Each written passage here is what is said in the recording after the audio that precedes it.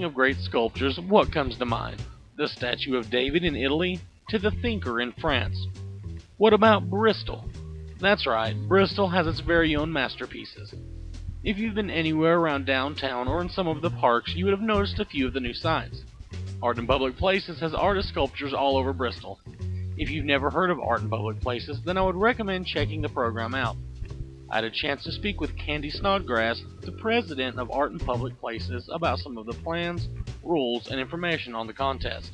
The Art in Public Places started in 2006. The idea was placing sculpture in public venues, and this goes on all over the United States, but it started in Bristol in 2006.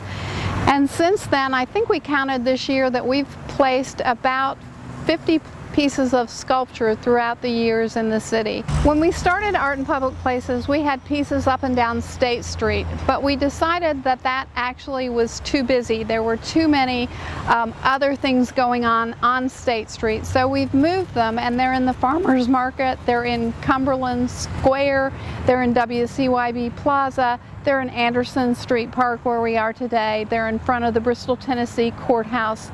You find a number of them at the library. Each year we hire a juror and we have a call for artists, and we ask for entries into the Art in Public Places project. The juror makes the selections, and then they're placed at various places in Bristol, Virginia and Bristol, Tennessee.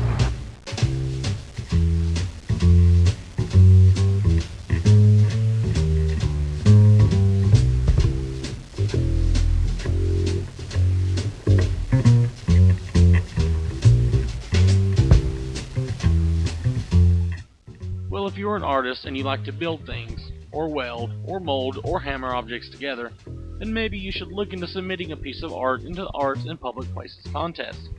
Anyone can enter, there's no age limit, however there are some rules and some regulations. When we send out our call for artists every year, it goes out to many sculptures in the southeastern United States. We started with a list of tri-state sculptures, and it goes out from there, and it goes on websites. So actually, the only people who probably can't enter are people who don't live in the southeastern United States, or they live in Europe, because the artists are always responsible for getting their piece to Bristol. So there is not an age range. They just must be able to get this piece to Bristol, and as I said before, it needs to be family friendly and it needs to be weatherproof, if you will. Just to remind you of the general rules, they are as follows. Must be family friendly. Must be weatherproof or built for the outdoors. The piece should weigh no more than 600 pounds. Pieces are judged by a juror in a blind selection. The call for artists is in March. Competition is for sculptures only. There are no age restrictions. Artists must be able to deliver the artwork themselves. We've just announced our first permanent piece of sculpture that will be installed in Bristol, Virginia at the library. We have a very special corporate sponsor in Eastman Credit Union, and they have commissioned the piece that will be unveiled in October of 2014.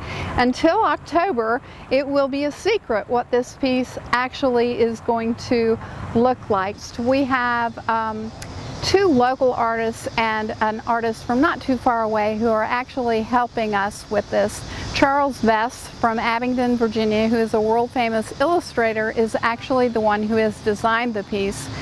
Val Lyle, who is from Bristol, Tennessee, is actually going to be the project manager, and Val is a sculptor herself. And then because of the size of the piece, it's going to be fabricated in Greensboro by Jim Gallucci, who has had a piece here in the past. So we're very excited about the creativeness and the localness, if you will, of what is going to be happening in Bristol in 2014. So if you're walking around Bristol or visiting the library or one of the many fine parks here, find these sculptures and read up on the artists who create them. For most of them, this isn't a hobby or a fun time, but a passion. And a passion that drives them to spend many hours building these beautiful creations. And if you're interested in adding some of your work to be reviewed for the display, you can visit their website at www.aippbristol.org. Here you'll find more information, and you can review all of the qualifications for yourself. We'll see you next time on another Art Attack.